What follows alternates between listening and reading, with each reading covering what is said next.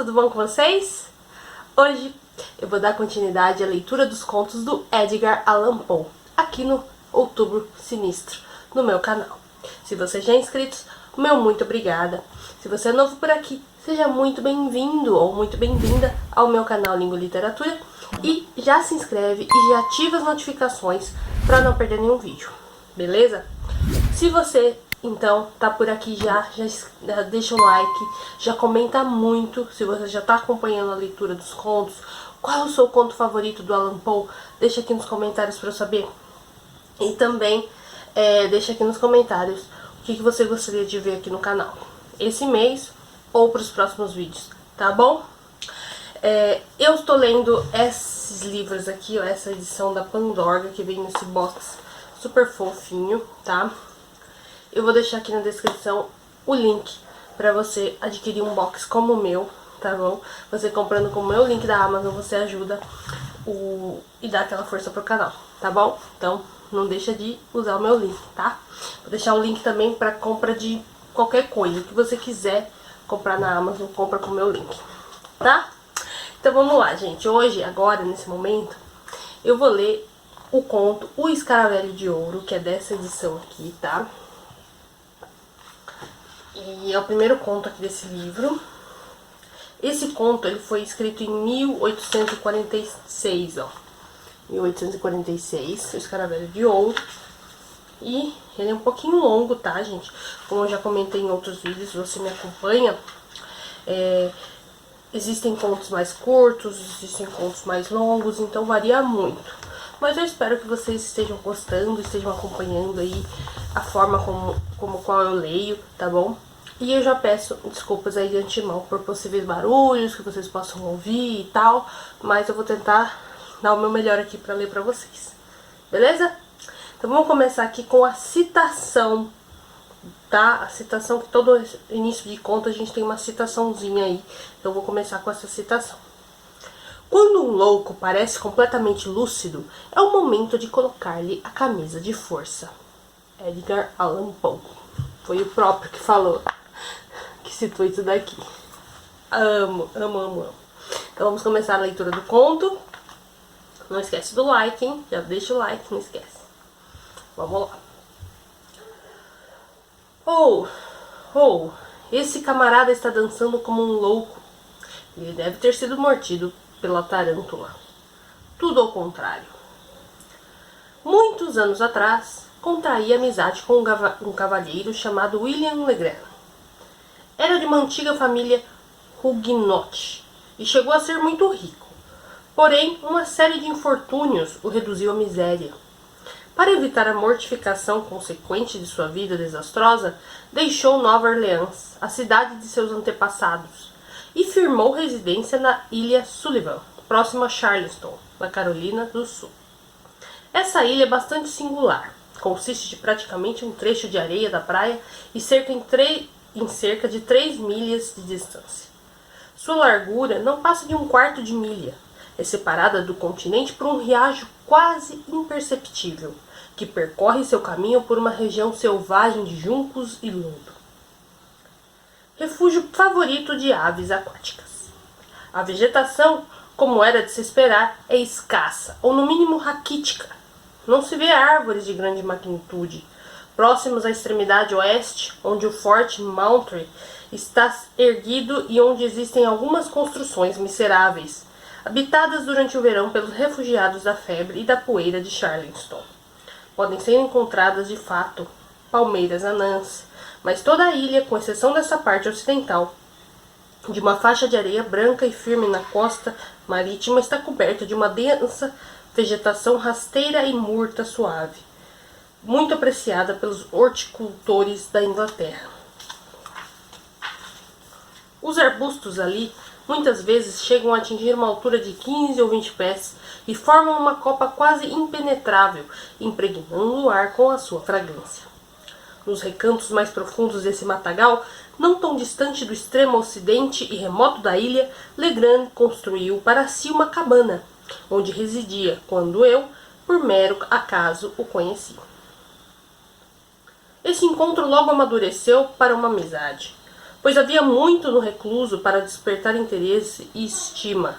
Ele me pareceu muito bem educado, dotado de capacidades intelectuais incomuns, mas afetado por uma misantropia e sujeito a um humor perverso, que alternava-se com entusiasmo e melancolia.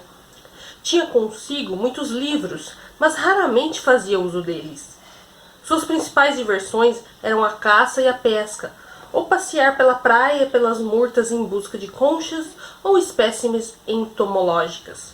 Sua coleção do último causaria inveja a Swammerdam. Nessas excursões, ele geralmente ia acompanhado de um negro velho, chamado Júpiter, que havia sido libertado antes dos reveses da família, mas não conseguiu ser levado, seja por ameaças ou promessas, a abandonar o que ele considerava seu direito de acompanhar os passos do jovem, que ele chamava de Sr. Will. Não é nada improvável que os parentes de Legrand, considerando-o de alguma forma com um intelecto não ajustável, tenham contribuído para instilar essa obstinação em Júpiter, com o intuito de fazê-lo supervisionar e se tornar o guardião do jovem errante. Os invernos na latitude da ilha Sullivan raramente eram muito severos. No período de outono, era um evento muito raro a necessidade de se acender uma fogueira. Pelos meados de outubro de 1800 ocorreu, no entanto, um dia de sensível friagem. Pouco antes do pôr do sol, adentrei pelas árvores até a cabana do meu amigo, a quem eu não visitava há várias semanas. Naquela época eu residia em Charleston, a uma distância de 9 milhas da ilha, e a travessia de ida e volta ainda não eram como as dos dias atuais.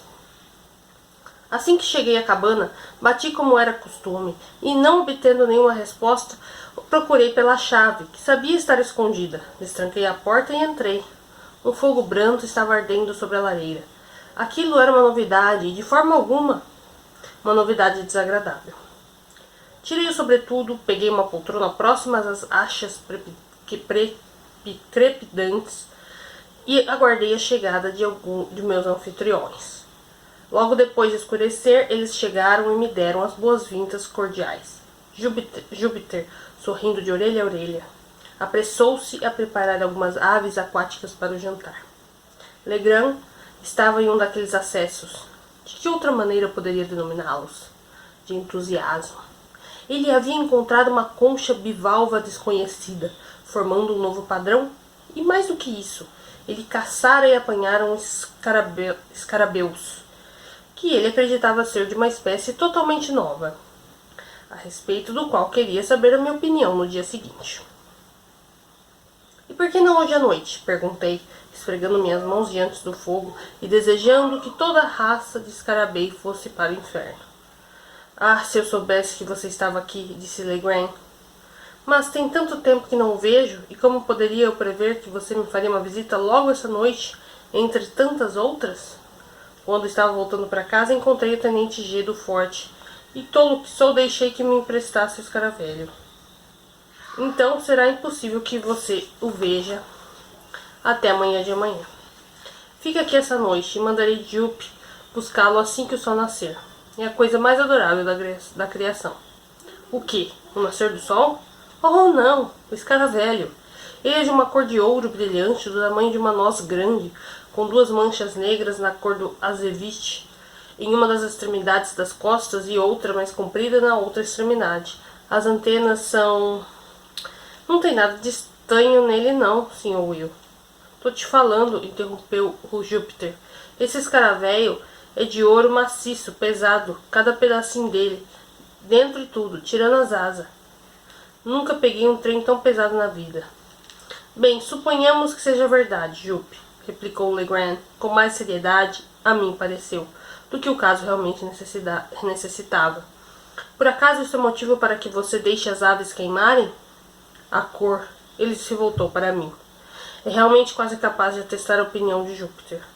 Você nunca viu um brilho metálico tão reluzente e cintilante quanto a casca dele emite. Mas isso você não pode testar até amanhã. Nesse meio tempo, posso lhe dar uma ideia do formato. Dizendo isso, sentou-se a uma mesa pequena, com uma pena e um tinteiro, mas sem papel algum. Olhou ao redor, procurou em uma gaveta, mas não encontrou nenhum. Deixe para lá, disse ele por fim. Isso servirá. E tirou do bolso do colete um pedaço de algo que julguei ser um papel ofício muito sujo, e fez nele um esboço com a pena.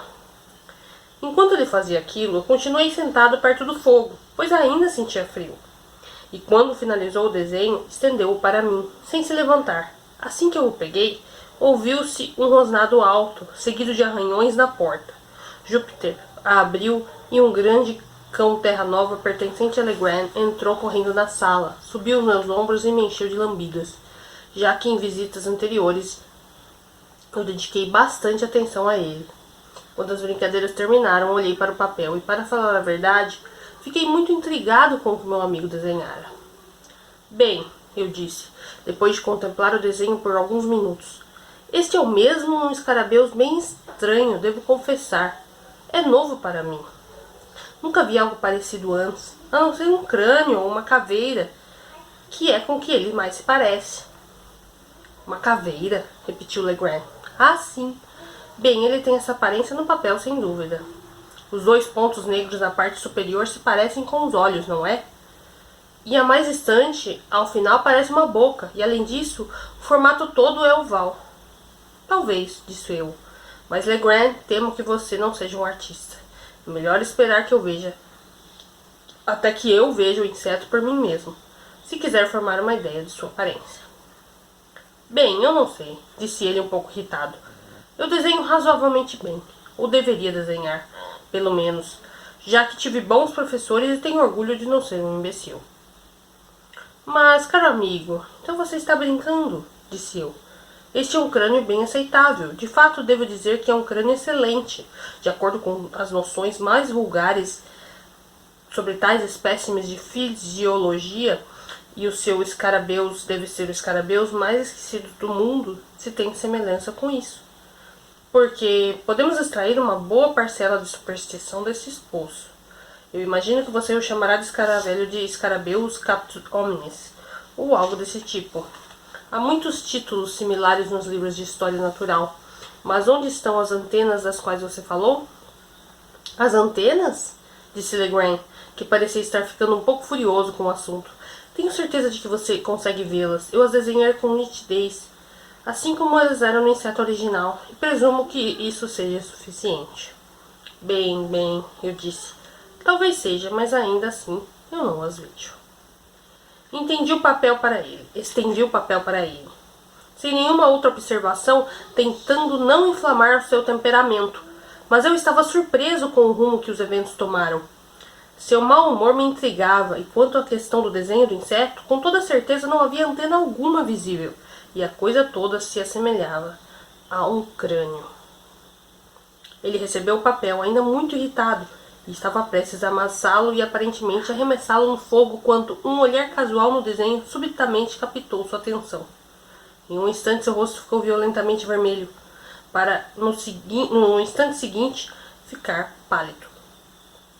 Por alguns minutos ele continuou olhando com atenção para o desenho, sentado em sua cadeira. Finalmente levantou-se e pegou uma vela na mesa e foi se sentar em um baú no canto mais distante da sala. Então ele fez novamente um exame minucioso do papel. Viravam em todas as direções. Ele não dizia nada, no entanto. E sua conduta me assombrava grandemente. E mesmo assim, achei que era prudente não exacerbar sua crescente mudança de humor com qualquer comentário. Depois ele tirou do bolso do casaco uma carteira, guardou o papel com cuidado dentro dela e guardou a carteira em uma gaveta da escrivaninha, a qual trancou. Agora ele parecia estar mais tranquilo, mas seu entusiasmo original havia desaparecido. Porém, ele aparentava estar mais abstraído do que zangado. Conforme a noite se esvaía, ele ia ficando mais absorto em seus devaneios, não sendo despertado por nenhuma das minhas colocações. Era minha intenção passar a noite na cabana, como fazia com frequência, mas vendo meu anfitrião neste humor, considerei apropriado ir embora. Ele não me pressionou a ficar, mas quando me levantei para partir, apertou a minha mão com um pouco mais do que habitual cordialidade.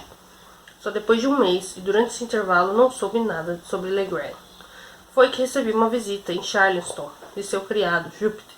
Eu nunca vira o bom negro velho tão abatido, e temi que algo realmente sério e desastroso tivesse sobrevindo ao meu amigo. Bem, Ju, disse eu. Qual é o problema agora? Como está o seu patrão? Bom, para falar a verdade, senhor, ele não está muito bem como devia estar, não. Que pena, eu realmente sinto muito sobre isso. Do que ele tem se queixado? Então, aí é que tá. Ele nunca reclama de nada. Mas ele tá muito doente de tudo. Muito doente, Júpiter.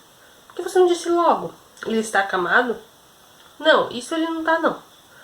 Ele não encontra lugar nenhum. Aí que a coisa fica feia. Minha cabeça tá muito lesa por causa do pobre Sr. Will. Júpiter, eu gostaria de entender o que está falando. O que você está falando. Você disse que seu mestre está doente? Ele não disse o que o aflige? Ué, senhor, é besteira ficar se preocupando à toa com esse assunto. Sr. Will diz nada que está acontecendo com ele. Mas então, por que é que ele fica para lá e para cá, olhando para todo lugar, com a cabeça para baixo e os ombros para cima, e mais branco que um ganso? E fica repetindo uns cifrão o tempo todo? Fazendo o que, Júpiter? Fazendo um cifrão com umas figuras na pedra. As mais esquisitas que eu já vi. Tô ficando com medo, vou te dizer. Tenho que ficar com os olhos pregados em cima dele. Outro dia ele escapuliu antes do sol nascer e ficou fora o dia todinho.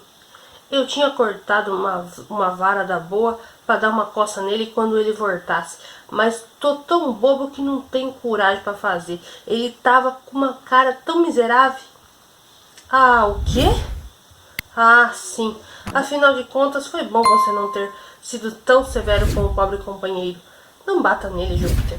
Ele não aguentaria, mas você não faz a menor ideia do que ocasionou essa doença ou essa mudança de comportamento? Aconteceu alguma coisa desagradável desde que estive lá? Não, senhor. Não aconteceu nada desagradável desde então. Isso foi antes, estou achando. No mesmo dia que o senhor foi lá. Como? O que quer dizer com isso? Ué, senhor, eu falo dos escaravelho, entendeu? O quê? O bicho.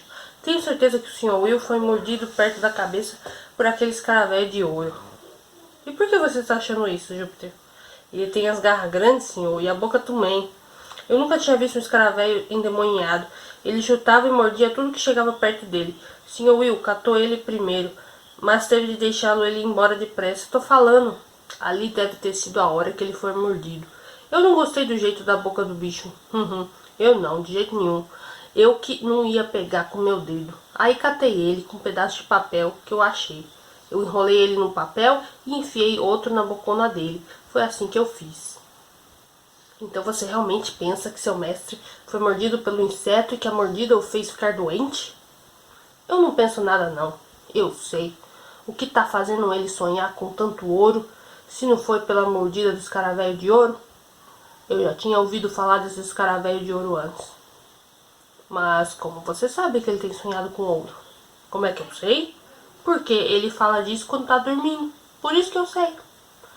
Bem, Júpiter, talvez você esteja certo. Mas a que feliz circunstância devo atribuir a honra de sua visita hoje.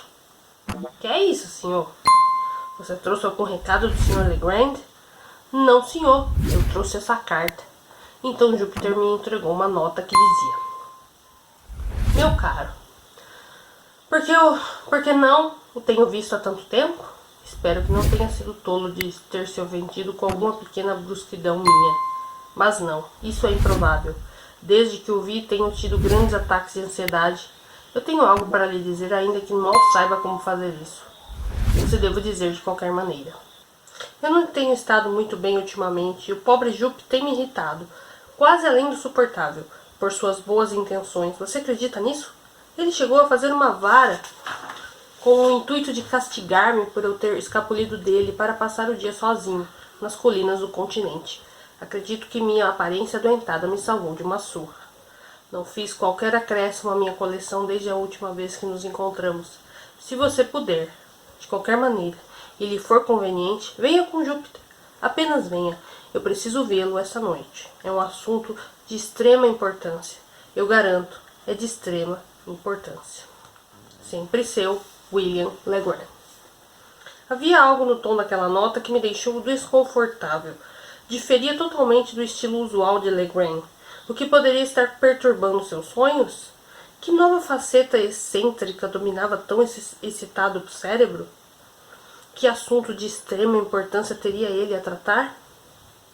Sem nenhuma hesitação, por conseguinte, preparei-me para acompanhar o velho negro. Ao chegarmos ao cais, notei uma foice e 3 pás, todas aparentemente novas, dispostas ao fundo do bote no qual embarcaríamos. Para que tudo isso, Jupe? Perguntei. Foice dele, senhor. E pá. De fato. Mas o que estão fazendo aqui? É a foice e as pá que o Sr. Will me pediu para comprar para ele na cidade, e custou um diabo de dinheiro que tive que dar por elas. Mas por que tudo isso é misterioso? E o que é que seu Sr. Will fará com foices e pás? Tá aí um negócio que não sei. E o diabo me carregue se eu sei mais do que ele sabe, também. Mas é tudo coisa do escaravelho. Sabendo que não encontraria nada de satisfatório vindo de Júpiter, cujo intelecto parecia ter sido absorvido pelo escaravelho, entrei no bote e soltei a vela.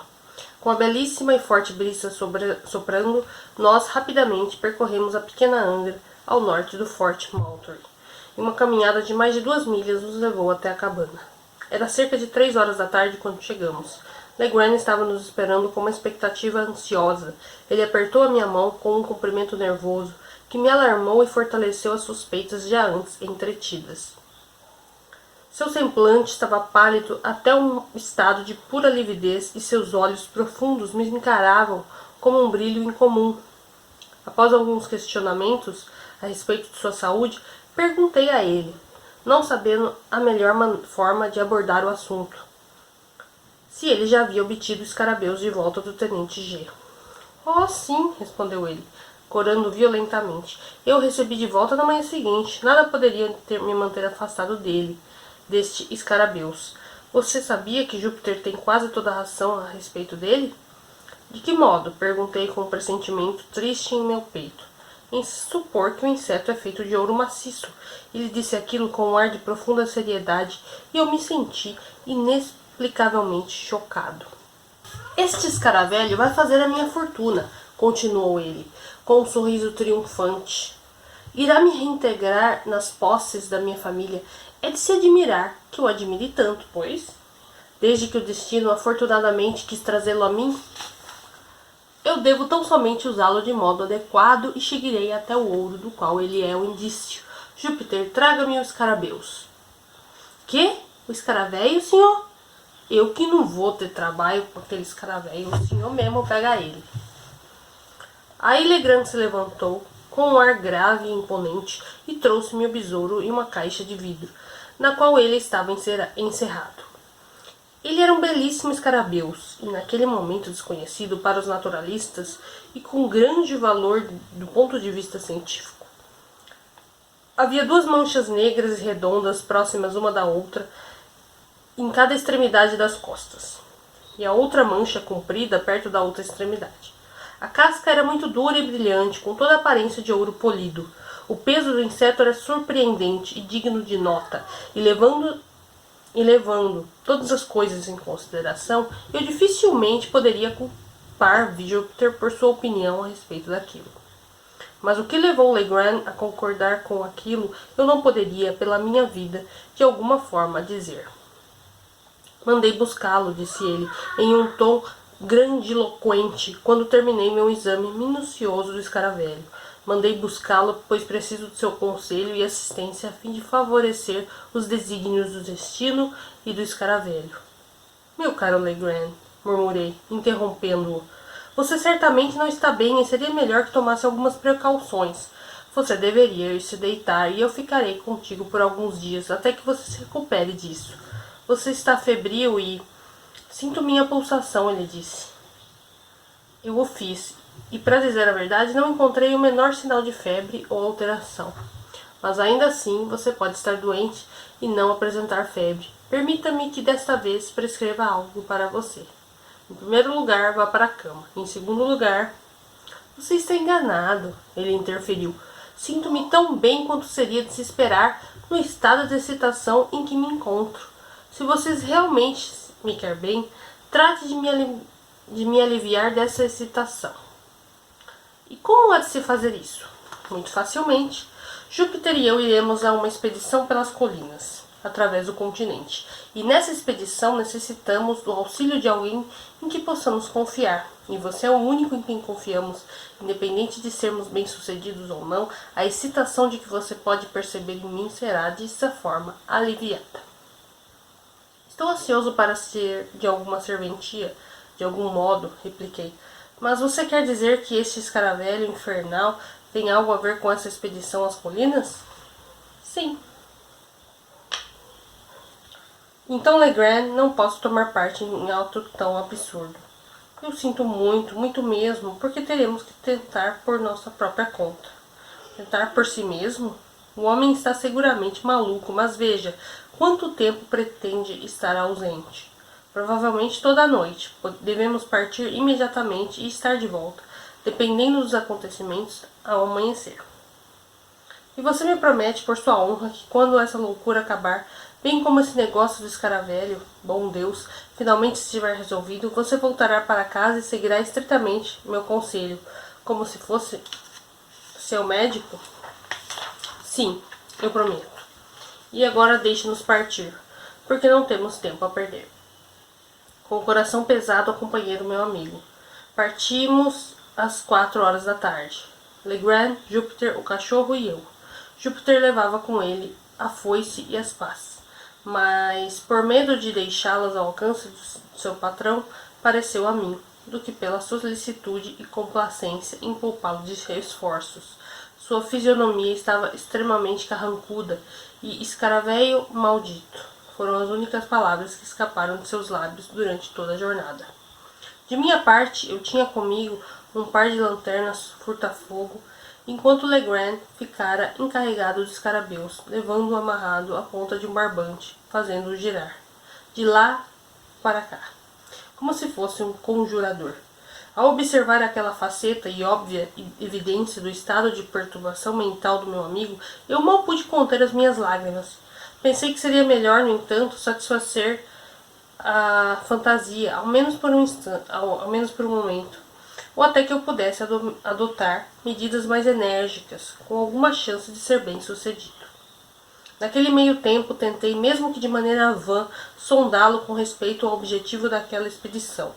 Tendo conseguido me induzir a acompanhá-lo, ele aparentava não querer travar qualquer diálogo sobre tópicos de menor importância, e a todas as minhas perguntas apenas se dignava a responder: veremos.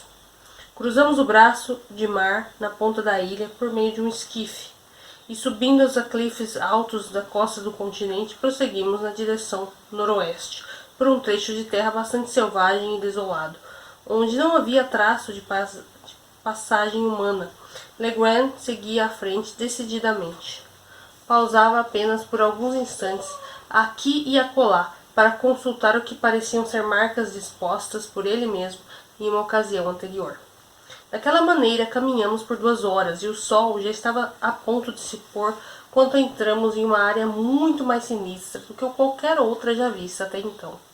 Era uma espécie de terreno plano, perto do cume de uma colina quase inacessível, coberta por uma densa vegetação da base ao topo e entremeada por imensos penhascos que pareciam estar soltos sobre o solo e de alguma maneira só não se precipitavam pelo vale pelo apoio das árvores contra as quais estavam recostados. Ravinas profundas em diversas direções davam ao cenário um ar ainda mais solene e severo. A plataforma natural até a qual tínhamos escalado estava coberta de plantas espinhosas, através das quais descobrimos ser impossível forçar nossa passagem, a não ser pelo uso da foice. Júpiter, comandado por seu mestre, seguiu limpando o caminho até o pé de um imenso tulipeiro, que se erguia mais alto que os 8 ou 10 carvalhos que lhe faziam companhia. E era mais imponente que todas as outras árvores que eu já tinha visto, pela beleza de sua folhagem e formas, pela forma como se expandiam seus ramos e pela aparência majestosa. Ao alcançarmos essa árvore, Legrand virou-se para Júpiter e perguntou-lhe se ele a conseguiria escalar. O velho homem pareceu um pouco aturdido com a pergunta e por um momento não respondeu. até que se aproximou-se e finalmente do enorme tronco caminhou ao seu redor devagar e o examinou por um minuto com bastante atenção. Quando completou seu escrutínio, disse simplesmente: "Sim, senhor. Jupe pode subir em qualquer árvore que já viu na vida." "Então suba o mais rápido possível, pois em breve estará escuro demais para vermos o que viemos ver." "Até onde eu vou, senhor?" perguntou Júpiter. "Suba primeiramente no tronco principal, depois lhe direi para qual lado deverá seguir. E então pare. Leve o escaravelho com você." "O escaravelho, Sr. Will? O escaravelho de ouro?" choramingou o negro, recuando de medo. "Por que tenho que levar o bicho comigo?" "Não sei se dou conta." "Se você está com medo, Jupe, um grande homem negro como você, de levar um pequeno e inofensivo besouro morto, então pode levá-lo por este barbante. Mas se você não der um jeito de levá-lo com você, de algum modo, é provável que eu tenha que quebrar sua cabeça com essa pá." "Que negócio é esse, senhor?" disse Júpiter, evidentemente envergonhado e totalmente condescendente. "Sempre querendo mangar com o nego velho aqui. Tava só brincando. Eu com medo desse cara velho? Nem ligo pra esse cara velho." Júpiter então pegou com cuidado a ponta do barbante e, mantendo o besouro o mais distante possível de si, tanto quanto as circunstâncias permitiam, preparou-se para escalar a árvore. Quando o jovem tulipeiro, também conhecido como Liriodendron tulipiferum, o mais magnífico das florestas americanas, tem um tronco caracteristicamente liso e geralmente se eleva em grandes alturas, sem troncos laterais. Mas na idade madura a casca se torna desigual e rugosa, e muitos galhos curtos aparecem ao longo do caule. Desta forma, a dificuldade em subir pelo tronco da árvore era tão aparente quanto real. Abraçando o mais que podia o enorme cilindro, com braços e joelhos, agarrando com suas mãos alguns galhos e apoiando os dedos descalços em outros, Júpiter, depois de quase cair 2 vezes, conseguiu finalmente içar seu corpo até a primeira grande forquilha e pareceu considerar todo o ato como algo virtualmente executado. O risco do empreendimento pareceu até o momento ter passado, embora ele estivesse a 60, 70 pés de altura do solo. "Para que lado agora, Sr. Will?" perguntou ele. "Mantenha-se no tronco mais largo, o deste lado", disse Legrand. O negro obedeceu prontamente e aparentemente sem nenhum problema. Subia cada vez mais alto, até que não havia mais sequer nenhum sinal de sua figura agachada pela densa folhagem que o envolvia. E naquele momento pôde-se ouvir sua voz e uma espécie de grito ecoado. "Quanto mais que tenho que subir?" "Em que altura você está?" perguntou Legrand. "Tô bem harto", respondeu o negro. "Dá para ver o céu do topo da árvore." "Esqueça o céu e concentre-se no que eu vou lhe dizer. Olhe para baixo e conte os galhos abaixo de você. Por este lado, quantos galhos você passou?" 1, 2, 3, 4, 5. "Passei 5 galhos grandes, senhor, desse lado." "Então agora suba mais um." Em poucos minutos a voz foi ouvida novamente, informando que havia alçado o 7º galho. "Agora, Júpiter", gritou Legrand, evidentemente muito excitado, "eu quero que vá trilhando o caminho por este galho o mais distante que puder. Se vir alguma coisa estranha, me avise." Àquela altura, qualquer pequena dúvida que eu pudesse ter sobre o estado de insanidade do meu pobre amigo estava completamente desfeita. Não restava outra alternativa a não ser concluir que ele agia como um lunático, e levá-lo de volta para casa passou a ser minha maior preocupação. Enquanto eu considerava o que devia fazer, a voz de Júpiter foi ouvida novamente. "Tô com medo de ir muito longe desse galho. Tá todo podre." "Mas você disse que é um galho podre, Júpiter?" gritou Legrand em voz trêmula. "Sim, senhor. Tá mais podre que tranca véia. Acabadinho mesmo. Presta pra mais nada." "Céus, o que eu vou fazer?" perguntou Legrand, aparentando grande desespero. "Fazer o quê?" disse eu, agradecido pela oportunidade de dizer uma palavra. "Por que não voltamos para casa e você não se deita? Vamos agora. Está acabado, companheiro. Está ficando tarde e, além disso, lembre-se de sua promessa." "Júpiter", gritou ele sem me dar qualquer atenção. "Está me ouvindo?" "Sim, senhor. Tô sim, Sr. Will." "Examine a madeira, então, com seu canivete e veja se está muito podre." Tá, pode, senhor, muito mesmo, respondeu o negro, alguns minutos depois. Mas não do jeito que devia estar. Eu sozinho posso tentar subir mais. Você sozinho? Como assim? Tô falando do escaravelho, senhor. Esse bicho tá pesado. Se eu soltar ele primeiro, capaz do galho não quebrar com o peso só do velho negro. Seus canalhas dos infernos, gritou Legrand, aparentemente mais aliviado. O que você está pensando dizendo algo assim sem sentido? Tenho a certeza de que você deixar esse escaravelho cair, eu lhe quebro o pescoço. Venha. Veja bem, Júpiter. Você me ouviu? Sim, senhor. Precisa gritar desse jeito com o nego, não. Bem, então escute. Se você puder se arriscar pelo galho, tão longe quanto conseguir, e não deixar o escaravelho cair, lhe darei uma moeda de prata assim que você descer. Tô indo, senhor Will. Tá feito, respondeu o negro muito prontamente. Tô quase no finalzinho agora. Você já chegou no final? Gritou Legrand. Está me dizendo que já está na ponta do galho? Pertinho do fim, senhor. Oh, valei-me, senhor. O que é isso em cima da árvore? Bem, gritou Legrand, extremamente entusiasmado. O que é? Uai, isso parece uma caveira. Parece que botaram a cabeça dele aqui em riba e os corvos comeram todas as carnes. Uma caveira, você diz? Muito bem. Como ela está apoiada no galho? O que ela está prendendo? Não sei não, senhor. Tenho que olhar. Olhar é uma coisa curiosa, te juro pela minha palavra. Tem um pregão que está grudando a caveira no galho. Muito bem, Júpiter. Faça exatamente o que eu vou lhe dizer, entendeu? Sim, senhor. Preste atenção, então. Encontre o olho esquerdo da caveira. Eita. Tá bom. Mas não ficou olho esquerdo nenhum. Maldita estupidez. Você sabe qual é a sua mão direita e qual é a sua esquerda? Sei sim. Sei bem tudo isso. É com a mão esquerda que eu racho as lenhas. Para ter certeza, você é ganhoto e o seu olho esquerdo fica do mesmo lado que a sua mão esquerda. Agora eu suponho que você consiga achar o olho esquerdo da caveira, ou o lugar onde deveria existir um olho esquerdo. Você encontrou? Aqui houve uma longa pausa. Finalmente o negro respondeu. O olho esquerdo da caveira também tem que estar do mesmo lado da mão esquerda dele? Porque essa caveira não tem mão nenhuma não. Mas não faz mal. Achei o olho esquerdo agora. Aqui ele. O que eu faço com ele? Deixe o escaravelho descer pela abertura até onde o barbante alcançar, mas tenha cuidado para não soltar a corda. Tudo feito, senhor. Foi muito fácil enfiar o bicho pelo buraco. Olha ele lá embaixo. E durante toda aquela conversa, a figura de Júpiter não podia ser vista. Mas o escaravelho, que podia ter sido paixado pelo barbante, agora era visível na ponta da corda e brilhava como um globo de ouro polido, com os últimos raios solares, alguns dos quais ainda iluminavam debilmente o local onde estávamos de pé. O escarabeus permanecia pendurado, livre de todos os galhos, e se caísse de onde estava, cairia aos nossos pés.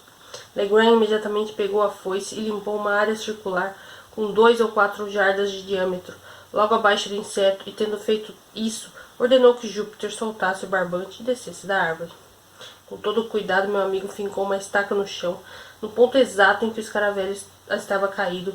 Depois retirou do seu bolso uma fita métrica, amarrando uma ponta na parte mais próxima do tronco. Ele a desenrolou até a estaca, e a partir daí, na direção já estabelecida pelos 2 pontos entre a árvore e a estaca, puxou até uma distância de 50 pés. Legrand fixou nova estaca. Júpiter ia limpando o espinhal com a foice, e nesse ponto Legrand fixou nova estaca, e ao redor dele fez um círculo rústico, com cerca de 4 pés de diâmetro, pegando uma pá para si e entregando uma a Júpiter e a outra a mim. Legrand insistiu que começássemos a cavar o quanto antes. Para falar a verdade, eu nunca tinha predileção por tal divertimento em momento algum, e naquele instante, em particular, teria ansiosamente declinado. À medida em que a noite se aproximava, eu sentia a fadiga se apossando de mim por conta de tanta atividade física. Mas não via escapatória e temia perturbar a serenidade do meu próprio amigo com minha recusa. Se eu pudesse confiar em Júpiter totalmente, sequer hesitaria em levar o meu amigo lunático para casa, mesmo que à força. Mas estava seguro de que lado estaria à disposição do velho negro, em uma disputa sobre qualquer circunstância no que tangesse a algum conflito com o mestre. Eu não tinha dúvidas de que esse último estava infectado pelas crendices e inúmeras superstições sulistas a respeito de algum dinheiro enterrado, e em sua fantasia havia recebido a confirmação ao encontrar os escarabeus, ou talvez a obstinação de Júpiter em afirmar que o inseto era um escaravelho de ouro. Uma mente já propensa à loucura seria facilmente conduzida a tais sugestões, especialmente quando somadas a ideias pré-concebidas. E aí eu me recordei do discurso do meu velho amigo sobre o inseto ser um indício de sua fortuna. Por conta de tudo aquilo, eu estava muito aborrecido e intrigado, mas ao final resolvi fazer da necessidade uma virtude e cavei com boa vontade, disposto a convencer o visionário o quanto antes, através de prova ocular, de que seu entretenimento não passava de uma falácia. As luzes das lanternas foram acesas e entregamo-nos ao trabalho com um zelo digno de uma causa mais racional. E quando a claridade iluminou a nós mesmos e aos nossos instrumentos, não pude deixar de pensar em quão pitorescos éramos enquanto um grupo, e quão suspeitos e estranhos devíamos parecer em nosso trabalho a qualquer intruso que, porventura, surgisse por ali. Cavamos com afinco por 2 horas. Pouco foi dito, e nosso embaraço residia nos latidos dos cachorros, que demonstrava grande interesse em nossa atividade. Ele, ao final, tornou-se tão impertinente que temíamos que acabasse alertando alguns desgarrados que porventura estivessem na vizinhança. Ou ao menos, esta era a grande preocupação de Legrand.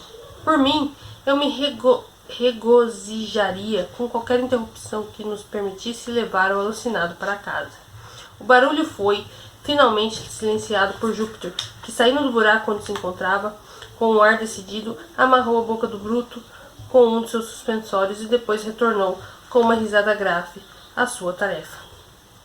E quanto tempo mencionado expirou? Havíamos chegado a uma profundidade de 5 pés, e ainda não havia sinal de qualquer tesouro. Seguiu-se a uma boa pausa e comecei a acreditar que a farsa estava chegando ao fim. Legrand, no entanto, embora evidentemente desconcertado, enxugou a testa pensativamente e recomeçou a cavar. Cavamos todo o círculo de 4 pés de diâmetro e agora alargáramos um pouco o limite e avançamos mais 2 pés em profundidade. Ainda nada à vista. O caçador de ouro, de quem eu sinceramente me compadecia, finalmente saiu do buraco cavado, com todo o desapontamento gravado em seu semblante, e pôs-se vagarosamente a vestir o casaco do qual se livraria no início dos trabalhos. De qualquer maneira, não fiz quaisquer observação. Júpiter, ao sinal de seu mestre, começou a recolher as ferramentas. Isso feito, e com o cachorro já livre da mordaça, nos dirigimos em profundo silêncio para casa. Tínhamos dado cerca de, talvez, 12 passos naquela direção, quando, com um palavrão, Legrand saltou sobre Júpiter, segurando-o pelo colarinho da camisa. O negro estava estupefato e arregalou os olhos e a boca em sua máxima extensão, deixando cair as pás e até cair de joelhos. Seu canalha, disse Legrand, espilhando as palavras por entre os dentes cerrados. Negro dos infernos, diga agora, responda-me nesse instante sem enganações. Qual é o seu olho esquerdo? Oh, meu Deus, senhor Will, não é que é esse aqui o meu olho esquerdo? Grunhiu o aterrorizado Júpiter, colocando a mão no órgão direito da visão e segurando com desesperada pertinência, como se temesse que seu mestre pudesse arrancar. Bem, imaginei, eu sabia. Viva! Vociferou Legrand, soltando o negro e executando uma série de piruetas e cambalhotas, e o que deixou o criado espantado, fazendo com que, ao erguer-se do chão, olhasse ora para o mestre, ora para mim. Vamos, temos que voltar, disse este último. O jogo ainda não está perdido. E ele voltou a liderar o caminho para o tulipeiro. Júpiter, disse ele, quando chegamos à árvore. Vem aqui. A caveira estava pregada no galho com a face para cima ou a face para o galho. O rosto estava para cima, senhor. Por isso os corvos chegaram fácil nos olhos sem problema. Bem, então foi desse olho ou do outro que você jogou o escaravelho? Legrand tocou cada um dos olhos de Júpiter. Foi por esse olho, senhor esquerdo, do jeitinho como o senhor disse. E foi o olho direito que o Júpiter indicou. Isso deve servir. Devemos tentar novamente. Então, meu amigo, cuja loucura eu podia divisar ou imaginava ver, com alguns indícios metódicos, removeu a estaca que marcava o ponto exato e o escaravelho caiu para um ponto cerca de 3 polegadas para oeste na mesma posição, tomando agora a vita métrica do ponto mais próximo da árvore, a estaca como antes, e continuando a estendê-la até uma distância de 50 pés. Em um ponto indicado, fez um novo marco, a várias jardas, em torno do que estivermos cavando. Ao redor da nova posição, um círculo, um tanto quanto maior que o anterior, agora fora traçado, e novamente começamos a trabalhar com as pás. Eu estava terrivelmente cansado, mas pouco compreendendo o que estava ocasionando a mudança em meus pensamentos. Não senti mais nenhuma aversão ao trabalho imposto. Tinha me tornado inexplicavelmente interessado. Estava assim, excitado.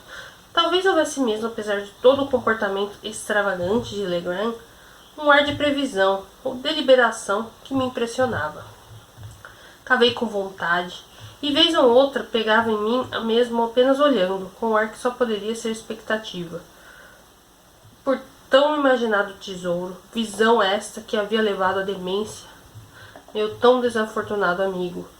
Enquanto os devaneios de meus pensamentos se apossavam grandiosamente de mim, e quando já tínhamos cavado talvez por 1h30, fomos novamente interrompidos pelos violentos latidos do cão.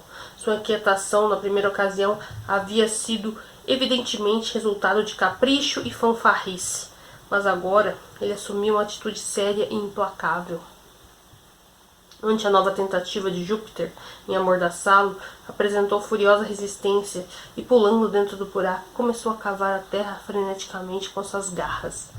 Em poucos segundos, ele havia descoberto uma massa de ossos humanos, formando 2 esqueletos completos, entremeados de vários botões de metal e do que parecia ser resquício de poeira de lã esfarrapada. 1 ou 2 golpes de pá levaram à descoberta de uma lâmina de faca espanhola, e à medida em que escavávamos mais fundo, 3 ou 4 peças de moedas de ouro e prata vieram à luz. À vista disso, a alegria de Júpiter foi quase impossível de ser contida, mas a fisionomia de seu mestre mostrava um ar de extremo desapontamento. Ele nos incitou, entretanto, a que continuássemos o nosso trabalho, e as palavras mal acabaram de ser pronunciadas quando tropecei e caí para a frente, tendo prendido a ponta de minha bota em uma grande argola de ferro que estava enterrada pela metade na terra batida. Agora trabalhávamos com bastante ansiedade e nunca antes tinha passado por momentos de tamanha excitação. E durante esse intervalo havíamos praticamente desenterrado um cofre retangular de madeira que, por sua perfeita conservação e maravilhosa resistência, deixava evidente ter sofrido algum tipo de processo de mineralização, talvez o de bicloreto de mercúrio. Essa caixa tinha 3 pés e meio de comprimento, 3 pés de largura e 2 pés e meio de profundidade. Estava firmemente lacrada por tiras de ferro fundido, rebitadas, que formavam uma espécie de grade treliçada em volta. Em cada lado do baú, próximo à tampa, havia 3 argolas de ferro, 6 ao todo, por meio das quais poderia ser erguido facilmente por 6 pessoas. Nossos maiores esforços serviram tão somente para mover o mínimo do cofre do lugar onde repousava. Percebemos imediatamente a impossibilidade de remover tão grande peso, e por sorte as únicas trancas da tampa consistiam de 2 ferrolhos de correr, os quais puxamos com bastante ansiedade, tremendo e ofegando de ansiedade. Em um instante, um tesouro de incalculável valor derramou seu brilho sobre nós. À medida que os feixes de luz de nossas lanternas incidiam sobre o buraco onde estávamos, o brilho iridescente cintilava e resplandecia de uma confusa massa de ouro e joias que absolutamente ofuscavam nossos olhos. Não pretendo descrever os sentimentos que se apoderaram de mim ao contemplar aquilo tudo. Espanto, com toda certeza, era o sentimento predominante. Legrand parecia exausto, tamanha sua excitação, e falava muito pouco. Júpiter, por alguns minutos, se cobriu com uma palidez mortal, tanto quanto possível, na ordem natural das coisas. Destoando do tom negro de sua pele, ele parecia estupefato. bestificado. Imediatamente deixou-se cair de joelhos no buraco, e, enterrando os braços nus até os cotovelos em todo aquele ouro, deixou-os ali, como se estivesse desfrutando de um luxuriante banho. Finalmente, com um profundo suspiro, exclamou mais para si mesmo: tudo isso veio do escaravelho de ouro, do belo escaravelho de ouro, do pobre coitado escaravelho de ouro, que eu xinguei de todo tempo, de todo jeito. Tu não tem vergonha, nego velho, hein? Fez-se necessário que eu despertasse tanto mestre quanto criado, para a urgência em remover o tesouro. Estava ficando muito tarde e era importante que agíssemos e aprontássemos tudo antes da primeira luz do dia. Era difícil dizer o que deveria ser feito, e muito tempo foi gasto com deliberações, tão confusas eram as ideias ofertadas. Nós finalmente aliviamos o peso do cofre, removendo 2/3 de seu conteúdo, e só assim fomos capazes, com grande dificuldade, de erguê-los do buraco. Os objetos que foram retirados do cofre foram deixados entre os espinheiros, e o cachorro ficou de guarda, com ordens estritas de Júpiter para, sob nenhum pretexto, sair de perto daquele ponto, nem mesmo para abrir sua boca até que retornássemos. Então, apressadamente, nos dirigimos para casa com o cofre. Quando alcançamos a cabana em segurança, depois de excessivo esforço, já passava de 1 da manhã. Esgotados como estávamos, era humanamente impossível fazer mais alguma coisa imediatamente. Descansamos até as 2 e comemos uma refeição. Voltamos às colinas imediatamente logo após, munidos de 3 sacos resistentes, que por boa sorte encontramos em nosso dispor. Pouco depois das 4, chegamos ao buraco. Dividimos o restante dos espólios o mais igualmente possível entre nós, e deixando os buracos abertos, e partindo de volta à cabana, a qual, pela segunda vez, depositamos nossas cargas de ouro exatamente quando os primeiros raios da manhã brilhavam no topo das árvores ao leste. Estávamos agora completamente esgotados, mas a intensa excitação do momento não nos permitia o descanso. Depois de um sono inquieto de cerca de 3 ou 4 horas de duração, levantamo-nos e, como se houvéssemos combinado, fomos examinar o nosso tesouro. A arca estava cheia até o topo e passamos o dia inteiro, bem como grande parte da noite seguinte, em um inventário de seu conteúdo. Não havia ordem ou arranjo adotado. Tudo havia sido amontoado misturadamente. Tendo classificado tudo com cuidado, encontramo-nos possuidores de uma riqueza muito maior do que suponhamos a princípio. Em moedas, devia haver algo mais que 450 mil dólares. Estimamos os valores das peças em dinheiro de forma mais acurada que podíamos, de acordo com a tabela da época. Não havia nada de prata, tudo era ouro antigo de grande variedade, moedas da França, da Espanha, da Alemanha, com alguns guinéus ingleses, bem como moedas que nunca tínhamos visto antes. Havia diversas moedas largas e pesadas, tão desgastadas que mal se podia enxergar suas inscrições. Não havia nenhum dinheiro americano. O valor das joias foi o mais difícil de estimar. Havia diamantes, alguns extremamente grandes e belos, 110 ao todo, e nenhum deles era de tamanho pequeno. 18 rubis de brilho incomparável, 310 esmeraldas, todas lindíssimas, 21 safiras e uma opala. Todas essas pedras haviam sido retiradas de seus engastes e jogadas de qualquer maneira no cofre.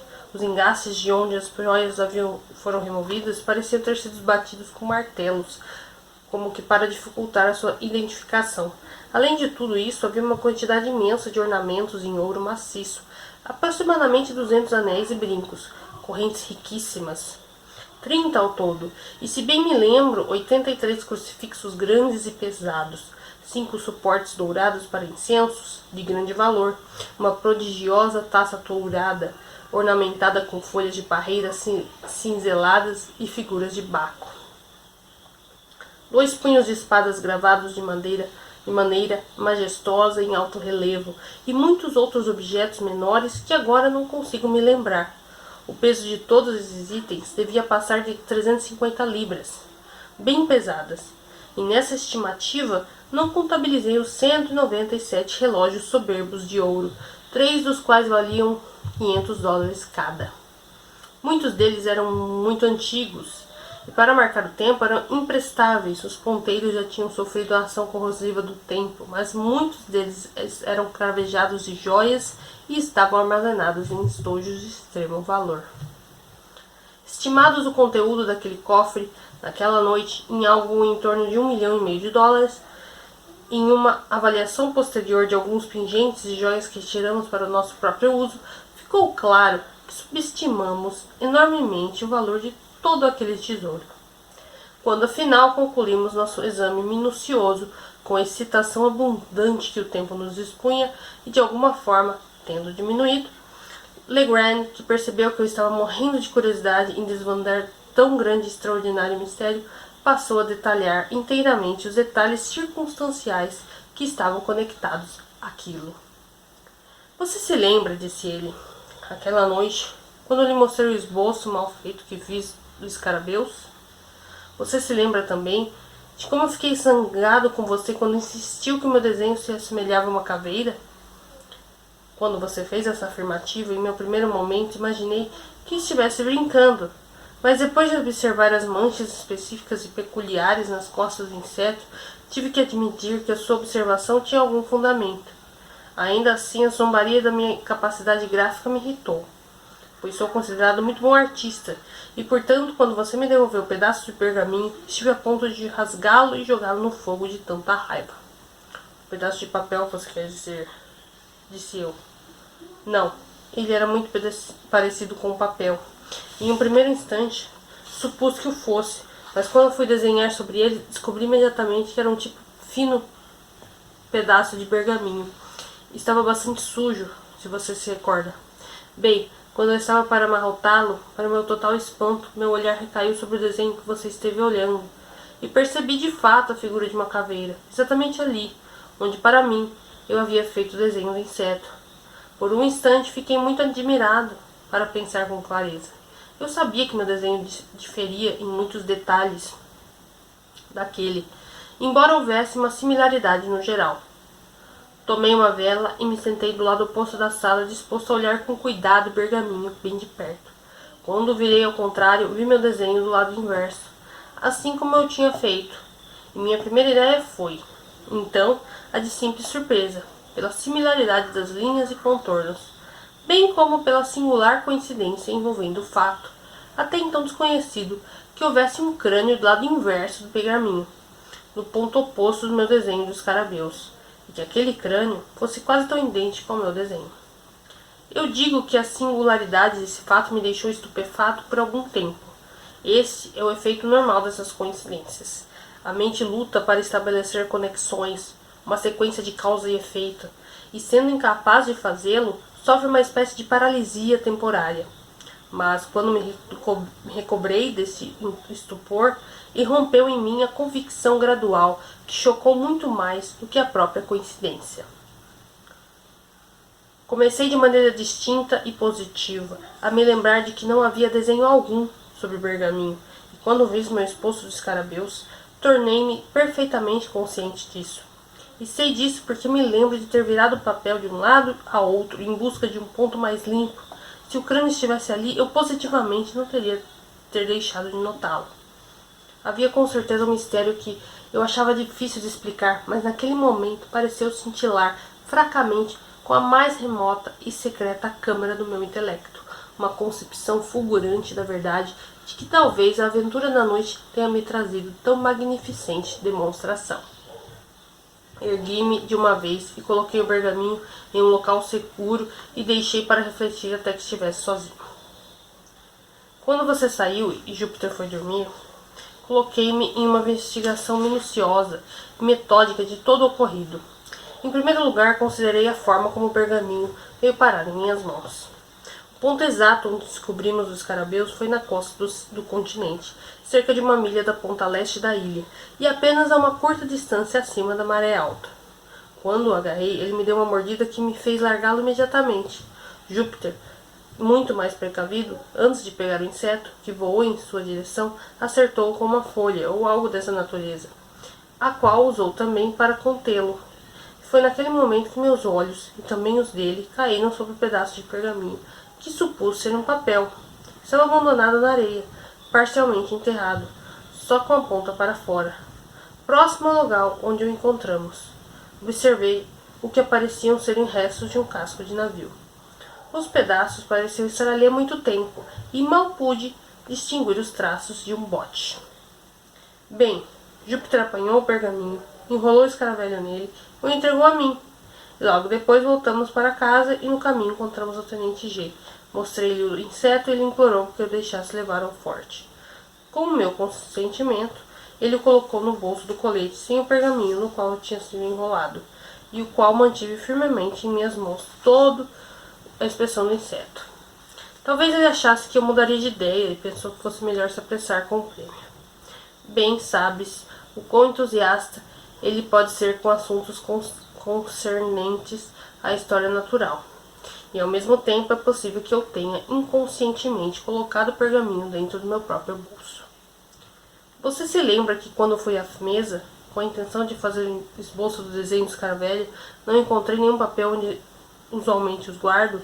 Olhei em todas as gavetas e não achei nenhum, procurava em meus bolsos, esperando encontrar uma carta velha, e quando senti o pergaminho, estou pormenorizando os fatos de como isto veio parar em meu poder, porque as circunstâncias me impressionam de maneira peculiar.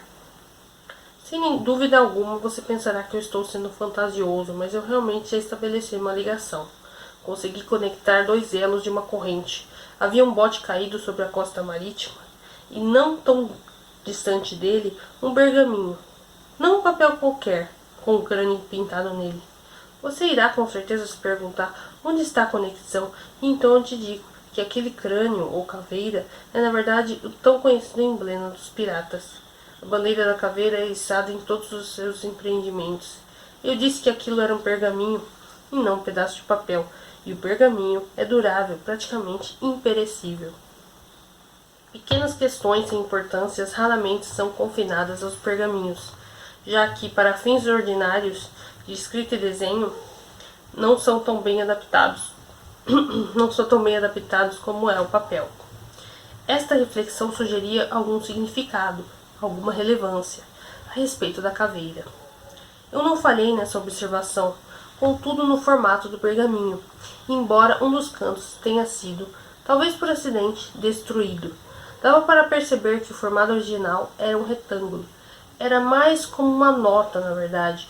Devia ser como um memorando, que foi feito para registrar algo a ser lembrado e cuidadosamente preservado. Mas eu o interrompi. Você disse que o crânio não estava no pergaminho quando desenhou o escaravelho. Como então você conseguiu estabelecer uma conexão entre o bote e o crânio, uma vez que este último, de acordo com as suas próprias palavras, já que esta foi desenhada, Deus sabe como ou por quem, em algum momento posterior ao seu esboço do escarabeus? Ah, aqui reside todo o mistério. Embora, a essa altura, eu tenha tido pouca dificuldade em solucioná-lo. Meus passos eram certos e eu só poderia alcançar um único resultado. Raciocinei, por exemplo, isso. Quando desenhou escarabeus, não havia nenhum crânio aparente no pergaminho. Quando terminei, entreguei a você e observei atentamente até que me devolvesse. Você, em contrapartida, não desenhou a caveira, e ninguém mais estava presente para fazê-lo. Então não poderia ter sido examinado por ação humana, ser executado por ação humana. E no entanto foi feito. Naquele estágio das minhas reflexões, tentei lembrar-me, e realmente me lembrei com bastante distinção cada pequeno incidente que tinha ocorrido durante o momento em questão. O clima estava frio.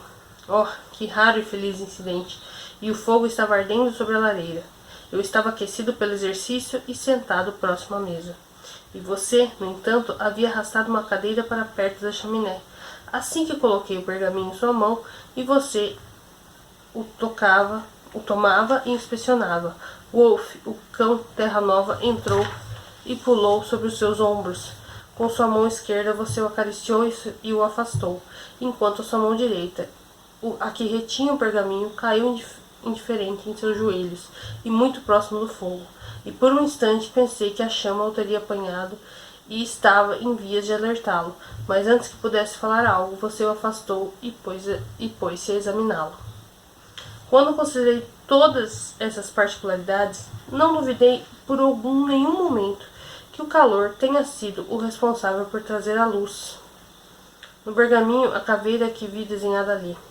Você tem perfeita consciência de que existem preparados químicos e sempre existiram, com os quais se pode escrever sobre qualquer papel ou velino, permitindo que os caracteres somente se tornem visíveis quando sujeitos à ação do fogo. Muitas vezes usa-se dióxido de cobalto preparado com água régia e diluído em 4 vezes seu peso líquido. O resultado é uma tinta de cor verde. O régulo de cobalto dissolvido em ácido nítrico nos dá uma tinta vermelha. Essas cores desaparecem por períodos de tempo variáveis depois que o material esfria, mas ficam aparentes novamente quando são sujeitos à ação do calor. Examinei então a caveira com muito cuidado.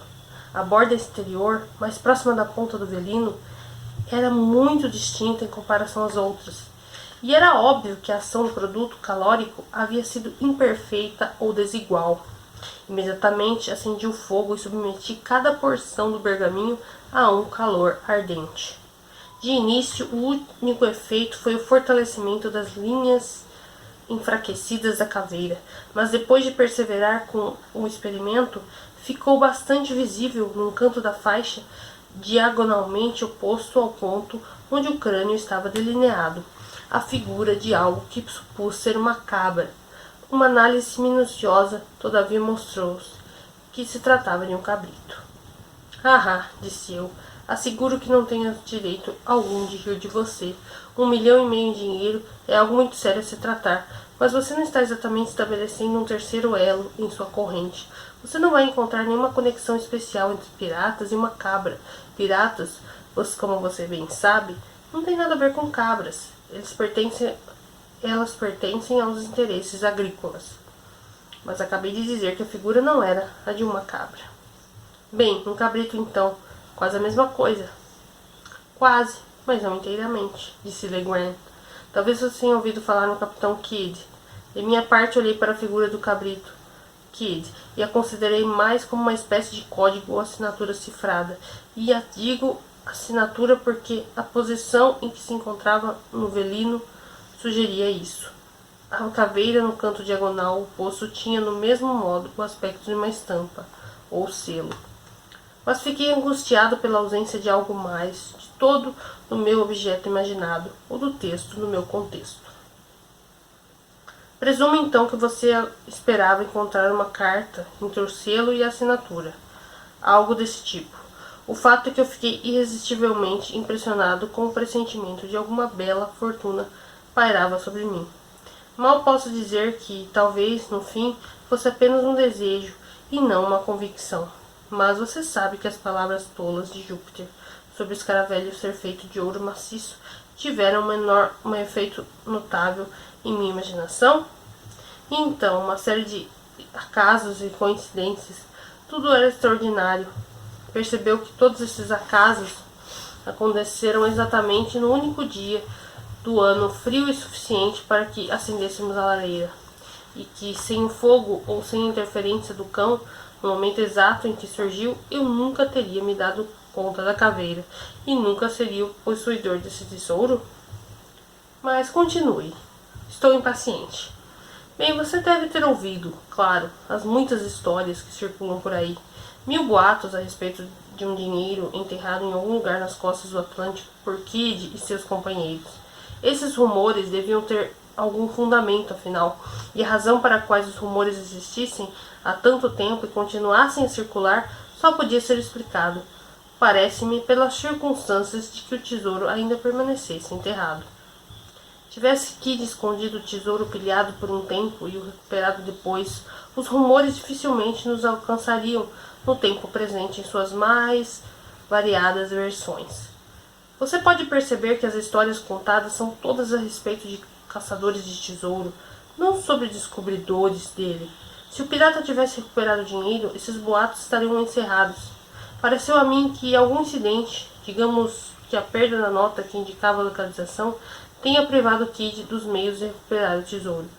E este acidente ficou conhecido por seus companheiros, que de alguma maneira teriam sequer ouvido falar que o tesouro tinha sido escondido e que em tentativas vãs e inúteis de recuperá-lo pela falta de um mapa, terminavam por dar origem aos boatos e espalhá-los, de forma como agora se tornaram comuns. Você já tinha ouvido falar de algum tesouro importante sendo desenterrado ao longo da costa? Nunca. Mas é bem sabido que a fortuna acumulada por Kidd é imensa, e tomei como certo que, de alguma forma, a terra ainda conservava escondida. E você não ficará surpreso quando eu lhe disser que sentiu uma ponta de esperança, quase chegando à certeza de que o pergaminho encontrado de forma tão estranha dizia respeito ao registro perdido do local do esconderijo. Mas como você percebeu? Eu segurei o velino novamente contra o fogo e depois de reanimar o fogo, mas nada reapareceu. Cheguei a pensar que a camada de sujeira pudesse ter algo a ver com o meu fracasso. Então, cuidadosamente limpei o pergaminho, derramando água morna sobre ele, e feito isso, coloquei em uma caçarola de latão, com a caveira para baixo, e pus a caçarola na fornalha do fogão a lenha. Em poucos minutos, com a panela bem aquecida, retirei a folha, e para minha completa alegria, vi que estava pontilhada em vários locais, com o que pareciam ser figuras ordenadas em linhas. Coloquei a folha na caçarola outra vez e esperei mais um minuto. E quando a retirei, tudo estava tão qual você pode ver agora. E então Legrand reaqueceu o pergaminho e o submeteu à minha inspeção. Os caracteres estavam rudemente traçados em uma tinta vermelha entre a caveira e o cabrito. Aí tinham vários números, ó, como se fossem coordenadas, né? Mas, disse eu, devolvendo-lhe o papel, continuo no escuro, tanto quanto antes. Mesmo se todas as joias de Golconda estivessem à minha espera por conta da solução desse enigma, tenho absoluta certeza de que nunca as ganharia. E, no entanto, disse Legrand, a solução do modo algum é tão difícil quanto você poderia ser levado a imaginar pelo exame apressado dos caracteres. Esses caracteres, como qualquer um pode prontamente adivinhar, formam um código, por assim dizer, que levam a um significado. Porém, pelo que se conhece de Kidd, não se poderia esperar dele uma capacidade de criar qualquer criptografia de difícil compreensão, e concluí imediatamente de que esta era uma espécie mais simples, ainda que aos olhos simplórios de um marinheiro pudesse parecer algo indecifrável sem o código. E você realmente o decifrou? Facilmente. Já decifrei outros 10.000 vezes mais complicados do que esse. As circunstâncias e uma certa inclinação da mente levaram-me a me interessar por tais enigmas, e sempre se pode duvidar de que a engenhosidade humana seja capaz de criar um enigma de outra engenhosidade humana, através dos devidos meios, não consiga solucionar. De fato, uma vez que rearranjei e conectei os caracteres ilegíveis, sequer cheguei a cogitar qualquer dificuldade para descobrir o significado da mensagem. No caso presente, na verdade, em todos os casos que envolvem escritas em código, a primeira questão diz respeito à língua cifrada, pois os princípios para a solução, especialmente no que diz respeito às cifras mais simples, são variáveis e dependem das características de cada idioma em particular. Em geral, não há alternativa a não ser experimentar, através das probabilidades, cada língua conhecida até que se chegue à decifração. Mas nessa cifra que temos diante de nós, toda a dificuldade foi removida, graças à assinatura. O trocadilho com a palavra Kidd só é perceptível no idioma inglês. Sem essa consideração, eu teria iniciado minhas tentativas pelo espanhol ou pelo francês, idiomas em que um pirata das terras espanholas costuma escrever. E graças ao trocadilho concluí que a criptografia foi feita em inglês. Observe que não há divisões entre as palavras. Se houvesse, a tarefa teria sido relativamente mais fácil. Em tal caso, eu teria começado com uma comparação e análise das palavras curtas, e havendo uma palavra de apenas uma letra, como a, ou i, eu, por exemplo, a solução estaria garantida. Mas não havendo divisões, meu primeiro passo foi determinar as letras predominantes, assim como os menos frequentes. Contabilizando todas, elaborei uma tabela como essa. uma tabelinha, ó. De todos os caracteres, o número 8 aparece 33 vezes. O sinal ponto e vírgula aparece 26 vezes. O número 4 aparece 19 vezes. O sinal parênteses para a esquerda aparece 16 vezes. O sinal menos aparece 16 vezes. O sinal asterisco aparece 13. O número 5 aparece 12. O número 6 aparece 11. O sinal parênteses para a direita aparece 10. O sinal mais aparece 8. O número 1 aparece 8. O número 0 aparece 6. O número 9 aparece 5. O número 2 aparece 5. E o sinal 2 pontos aparece 4. O número 3 aparece 4. O sinal interrogação aparece 3 vezes. O sinal E, sabe aquele E assim? Aparece 2 vezes. O sinal menos aparece 1 vez. E o seu sinal ponto final aparece 1 vez. Pois bem, em inglês, a letra que ocorre com mais frequência é o I. Depois disso, a sucessão acontece da seguinte forma: A, O, I, D, H, N, R, S, T, U, Y, C, F, G, L, M, W, B, K, P, Q, X, Z. O E predomina de maneira tão singular que raras são as frases em que ele não seja a letra principal. Aqui então temos já de início uma base que permite algo muito maior do que um simples palpite. O uso que se pode fazer dessa tabela é muito óbvio, mas nessa cifra em particular não precisaremos usá-la na íntegra. Como o caráter que prevalece é o número 8, começamos por assumir o seu valor é o E, no alfabeto normal. Para atestar essa suposição, vamos observar que o 8 pode ser visto em duplas, pois o E se duplica com grande frequência no inglês em algumas palavras, como por exemplo meet, fleet, speed, been, agree, etc. E no caso presente, nós a temos duplicada não menos do que 5 vezes, embora o criptograma seja curto. Assumamos, pois, que o 8 seja o E. Agora, de todas as palavras da língua, D é a mais comum. Vejamos, portanto, se não há repetições de outros 3 caracteres na mesma ordem de colocação, o último deles sendo o 8. Se descobrirmos repetições dessas letras arranjadas, então provavelmente elas representarão a palavra D. Após a inspeção, encontramos nada menos que 7 combinações desse tipo, cujos caracteres são 48. Podemos, portanto, assumir que o representa o T e 4 representa o H. E o 8 representa o E, estando esse último bem confirmado. Assim, um grande passo foi dado. Mas, tendo determinado uma única palavra, estamos aptos a estabelecer um ponto mais importante, isto é, muitos inícios e finais de outras palavras. Vamos nos ater, por exemplo, na penúltima combinação, onde o 48 aparece, não tão distante no final da última cifra. Sabemos que o sinal ponto e vírgula, que vem logo depois é o começo de uma palavra, e que dos 6 caracteres que sucedem no D, conhecemos não menos que 5. Vamos substituir esses caracteres, pois pelas letras que sabemos que elas representam, deixando espaço para a letra desconhecida, T, E, E, T, H. Aqui podemos de imediato descartar o TH, sendo que esse não forma ou inicia palavra alguma, começando com o primeiro T. Pois experimentando o alfabeto inteiro sucessivamente com essas letras preenchendo as lacunas, podemos perceber que nenhuma palavra pode ser formada dessa porção TH. Estamos, assim, limitados ao T, E, e percorrendo o alfabeto, se necessário, como antes, chegamos à palavra tree, árvore, como única possibilidade legível. Além da outra letra, o R, representado pelo sinal vírgula, há uma justaposição das palavras the tree. Olhando além dessas palavras, de uma curta distância, novamente podemos reparar na combinação 48 e utilizamos de forma que a sua terminação seja imediatamente a que se precede.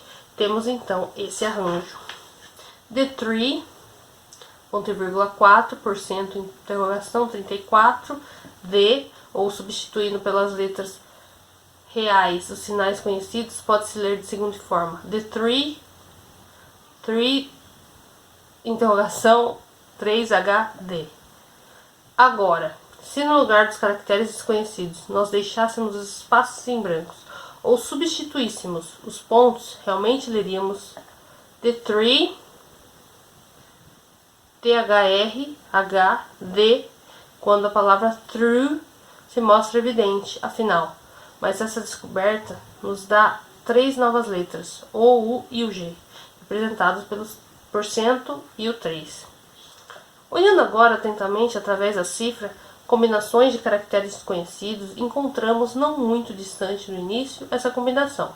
83, 88, ou seja, agree, o que significa claramente que é uma conclusão para a palavra degree e que nos dá outra letra D representada pelo mais. 4 letras além da palavra degree, podemos notar a combinação ponto e vírgula 46, parênteses, ponto e vírgula 88, traduzindo desses caracteres conhecidos e representando os desconhecidos por pontos, como antes lemos. THRTE, uma combinação muito sugestiva para a palavra 13, e de novo nos fornece mais 2 novos caracteres, I e N, representados pelo 6 e pelo asterisco. Voltando agora ao início do criptograma, encontramos essa combinação, 53%, mais, que sendo traduzida como antes, nos dá a palavra good, e que agora nos assegura que a primeira letra é um A, que a primeira, e que as primeiras palavras são a good. Agora é tempo de organizar nossa chave, com o que já foi descoberto, em forma de uma tabela para evitar confusão.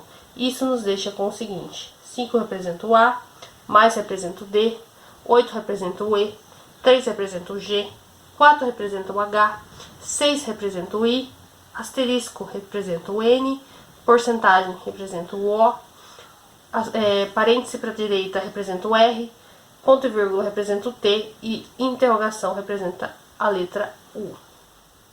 Temos, portanto, nada menos que 10 das mais importantes letras representadas e torna-se desnecessário prosseguir com os detalhes para a solução. Já lhe disse o suficiente para convencê-lo de que cifras dessa natureza são facilmente solucionáveis e para dar-lhe um vislumbre de como elas se desenvolvem racionalmente, mas esteja seguro de que a natureza do que está diante de nós é das mais simples na criptografia.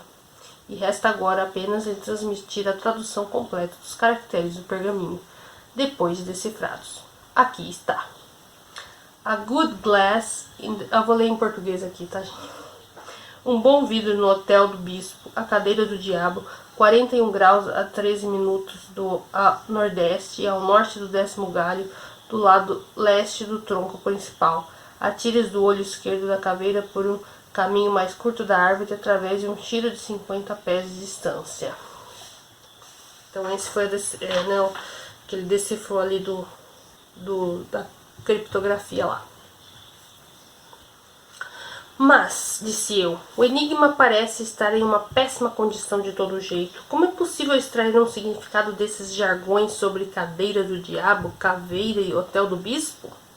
Eu confesso, replicou Legrand, que a questão ainda se apresenta com aspecto sério, se quando observada de modo superficial. Meu primeiro esforço foi dividir as frases pela ordem natural, pretendida pelo criptografista. Você diz pontuando as frases? Algo desse tipo. Mas como foi possível fazê-lo? Pensei que deve ter havido uma razão para o autor transcrever as palavras justas sem separá-las, com o intuito de dificultar uma tradução. Veja, um homem não muito esperto, ao perseguir tal objeto, seria quase certo superestimar o assunto, quando no decorrer da redação ele chegasse a uma pausa no assunto, o que requeriria, naturalmente, uma vírgula ou ponto. Ele seria extremamente capaz de amontoar os caracteres naquele lugar mais juntos do que geralmente são, e se você observar o manuscrito aqui presente, facilmente será capaz de detectar 5 casos de agrupamento em comum. Partindo desse palpite, fiz a seguinte divisão: um bom vidro no Hotel do Bispo, a cadeira do diabo, 41 graus e 13 minutos, a nordeste e ao norte do 7º galho, do lado leste do tronco principal. Atires do olho esquerdo da caveira por um caminho mais curto da árvore, através de um tiro de 50 pés de distância. E mesmo essa sequência, falei, ainda me deixa no escuro. Também me deixou no escuro, replicou Legrand. por muitos dias, durante os quais diligentemente questionei na vizinha da ilha Sullivan por qualquer edifício com o nome de Hotel do Bispo, que obviamente substituí do obsoleto nome Hostel. Não obtendo nenhuma informação a respeito, já estava a ponto de estender a esfera das minhas pesquisas e executar um método mais sistemático, quando certa manhã adentrou em minha mente de maneira súbita que o tal Hotel do Bispo poderia ser a referência a uma família antiga, cujo sobrenome, Bishop, remontava de tempos remotos e que possuía uma mansão ancestral cerca de 4 milhas a nordeste da ilha. Consequentemente, fui até a fazenda e restaurei minhas pesquisas entre os negros mais idosos do lugar. Afinal, uma das mulheres mais velhas disse ter ouvido falar sobre o castelo dos Bishop e achava que poderia me guiar até o lugar, mas calhou que não era um castelo ou uma taverna, e sim um grande rochedo. Ofereci pagar-lhe por todo o trabalho e, após certa hesitação, ela consentiu em acompanhar-me ao ponto exato. Achamos sem grandes dificuldades, e somente quando a enviei de volta passei a examinar o local. O castelo consistia de um aglomerado irregular de penhascos e rochedos, sendo que o último era digno de nota, tanto por sua altura quanto por sua aparência isolada e artificial. Escalei o cume e senti-me meio perdido sobre o que deveria fazer a seguir. Enquanto me ocupava em reflexões, meus olhos caíam sobre uma saliência estreita na rocha, talvez uma jarda abaixo do pico onde eu estava, e esta saliência projetava seus 18 polegadas e não passava um pé de largura, enquanto um nicho no penhasco logo acima dava-lhe a rude semelhança a uma cadeira com respaldo côncavo, usada por nossos ancestrais. Não tive dúvidas de que aquela ali deveria ser a cadeira do diabo, que o manuscrito aludia, e agora eu parecia aprender todo o segredo do enigma. A bom vidro, eu sabia, poderia fazer referência a nada mais do que um telescópio, já que a palavra vidro raramente é empregada em outro sentido pelos marinheiros. Logo vi então que um telescópio deveria ser usado em determinado ponto de vista, não admitindo variação de onde ser usado. Sequer hesitei em acreditar que aquelas frases 41 graus e 13 minutos e nordeste a norte deveriam ser direções para o posicionamento do nivelamento do telescópio.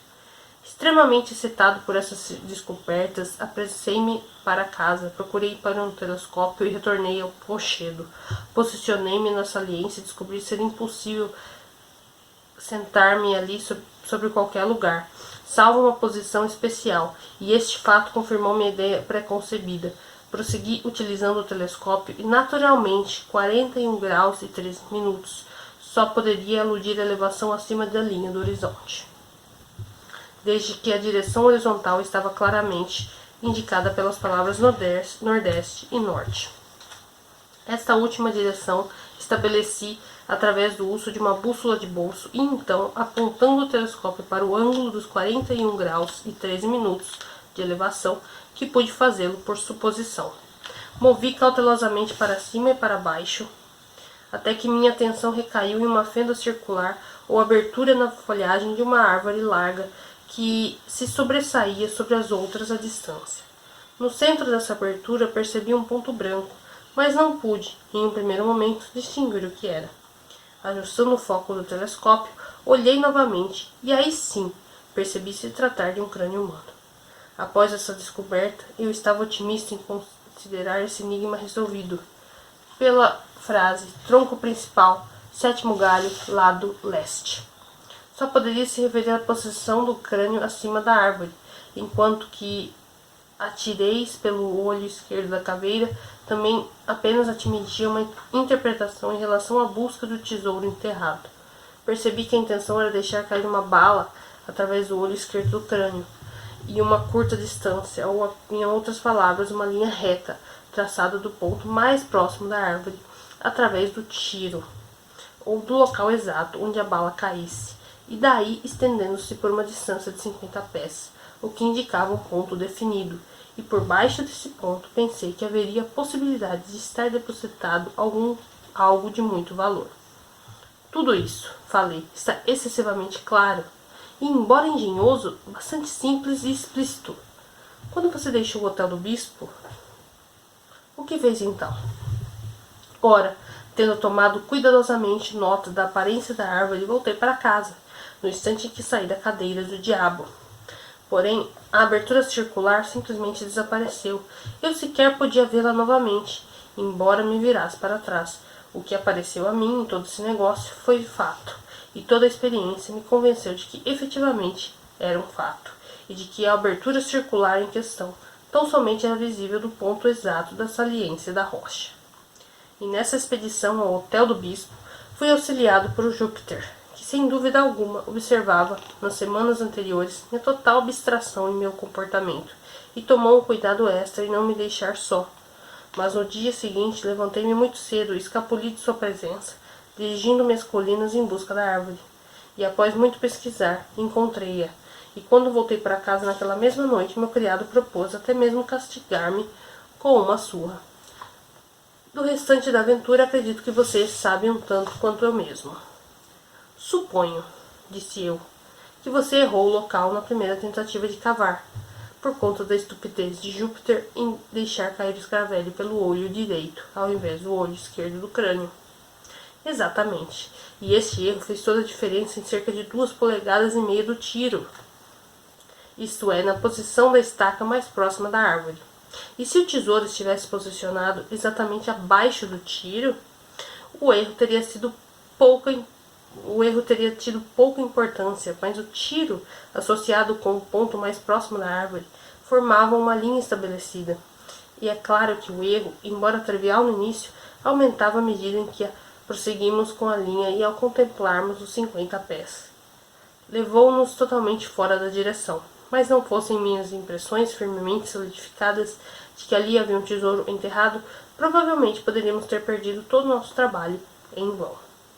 Mas a sua grandiloquência e conduta em balançar o besouro foi tão excessivamente extravagante. Tinha certeza de que você enlouquecera. E por que não insistiu em deixar cair o escaravelho ao invés de uma bala do crânio? Ora, para ser bem franco, eu estava bastante aborrecido com suas suspeitas evidentes no tocante à minha sanidade e resolvi puni-los, calmamente, à minha própria maneira, com um pouquinho de miséria sóbria. Mas, por essa razão, fazia girar-se o escaravelho, e por esta mesma razão fiz com que fosse atirada da árvore. Uma observação sua a respeito do peso sugeriu-me essa ideia. Sim, percebo. E agora apenas um ponto que me deixa encucado. O que faremos nós com os esqueletos encontrados no buraco?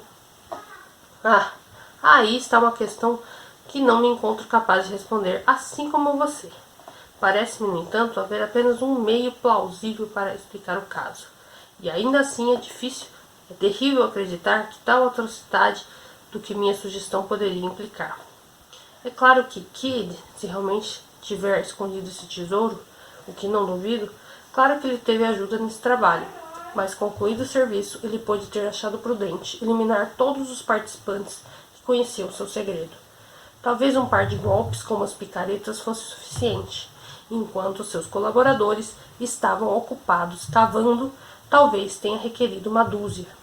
Quem poderá dizer? E aqui a gente conclui, então, a leitura desse conto, né, gente? Vocês perceberam aí que é um conto bem longo, né?